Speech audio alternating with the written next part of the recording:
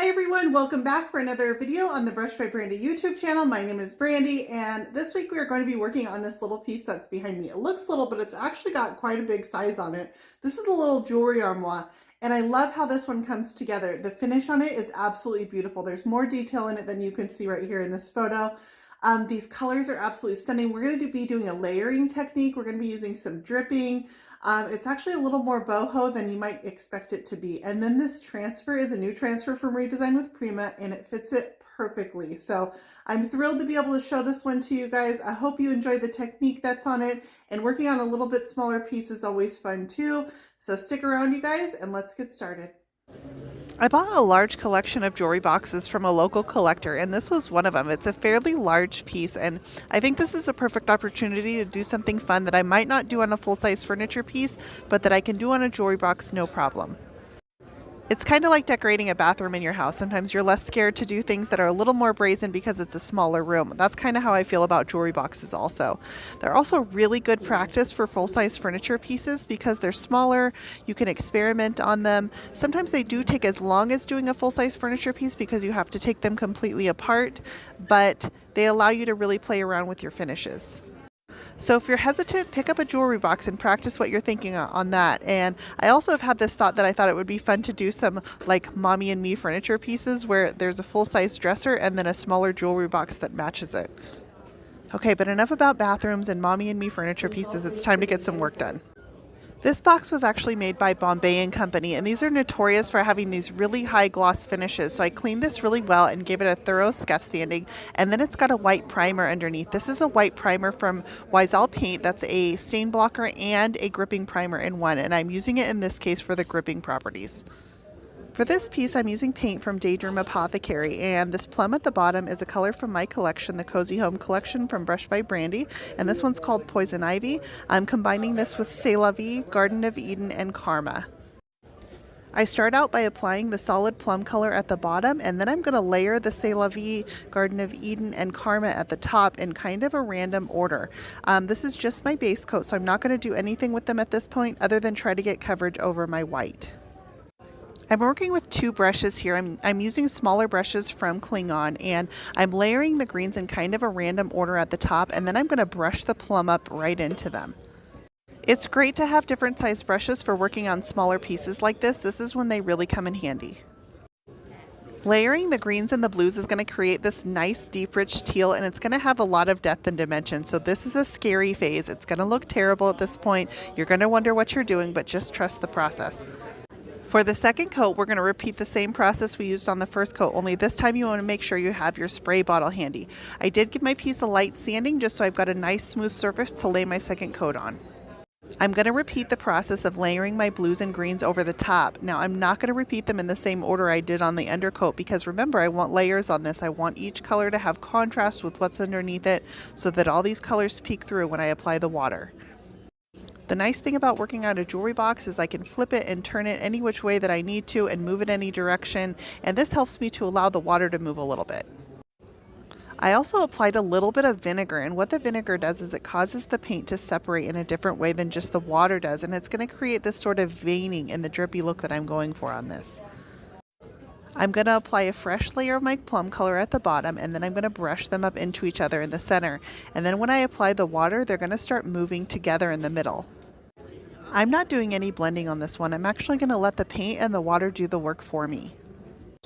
It starts off kind of random. I'm going to apply my sprays of the vinegar and the water, and I'm going to let the paint move, but I'm going to control it at the same time. So whenever it's moving in a direction that I don't particularly care for, I'm going to come back and just brush it in a counter direction. You can really see what I mean right here. Once the paint starts dripping into each other, I don't want full-on drip, so I'm going to let the paint start layering with each other, and then I'm going to brush it back up again.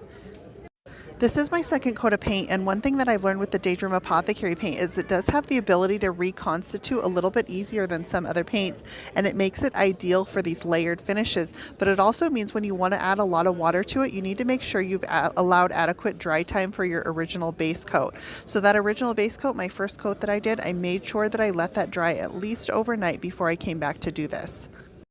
When I turn the piece around and you can see the back, you can see how where the colors meet up, how those colors have started to layer themselves. That's the look that I'm going for. Once I had my paint where I wanted it, I'm going to go ahead and add a transfer to this. And this is one of the new middy transfers from Redesign with Prima. It's the perfect size for this large box and the colors are ideal. I wasn't sure if I wanted it to be at the top or the bottom, so I went ahead and took a photo of it each way to help me decide. I ended up deciding I liked it at the top. I cut my transfer apart and I'm going to start with this large flower up in this top corner, and I start by applying it to the flat surface on the front, and then I need to wrap it around these moldings. So I'm going to work one molding at a time. I use my fingers to hold the transfer around the molding while I rub it on, and then I'm going to slowly work my way around the side of the box. If I need to get my transfer to bend a little bit better, I can always add cuts to the clear backing paper, and that will help it take the corner easier. When you put the transfer over a curve, the clear backing sheet is automatically going to want to start to pop up from the transfer, and so I'm going to let it release itself as I move along, and this is also going to allow me to make that bend much easier. That clear backing sheet doesn't have any flexibility to it, so the more cuts that you can make to give it flexibility really help. I'm going to use a razor knife to cut along any crevices and the seam of this door. I also use my razor knife to make a cut along the hinge. I'm going to allow the transfer to apply over the top of the hinge, and you'll have to decide here. Sometimes transfers don't take very well to hinges because they have a lot of movement in them. So afterwards you can always go back and scrape it back off the hinge or remove the hinge and clean it if you prefer. I did leave my hinges on while I was painting and applying the transfer, and that was so I could get a consistent look over the front of this piece with the door attached. Once my transfer is fully attached, I rub my finger over the entirety of it to press out any air bubbles and make sure it's nicely seated. And then I'm going to come around to the front, and anywhere I've got a crevice where this meets up at the molding, I'm just going to slice those with my razor knife so that the transfer doesn't want to tear. I've given it a nice seam right where I want it to be. I did the same paint finish to the inside of the box. I taped off all of my velvet and then did the same drippy look to the inside, but I want to add something special to the front of the drawers. I'm just going to add this stencil from Posh chalk and a little bit of gold gilding wax from Redesign with Prima. This stencil makes for a nice surprise inside the doors when you open this piece up. I'm going to clean my felt using a nylon brush and then make sure I give it a good vacuum. I applied Daydream Apothecary Dream Coat, which is a clear coat over the top of my paint finish, just using a brush. And now for my final step, I'm going to apply a little bit of this gold decor wax from Redesign with Prima just on some of the corners and the moldings. At this point, I also reattached all the pieces of my jewelry box. This one had legs that went on the bottom that I had removed to paint it. It also had the hanging hardware inside, and I went ahead and put those back on too. I do take off all my hardware when I'm painting the box, except for the hinges on this one, just because I needed those doors attached to get this paint finish.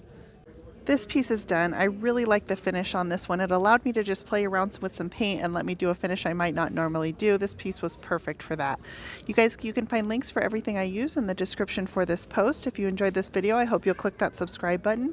As always, you can find more Brush by Brandy on Facebook, Instagram, Pinterest, YouTube, and on my website at brushbybrandy.com.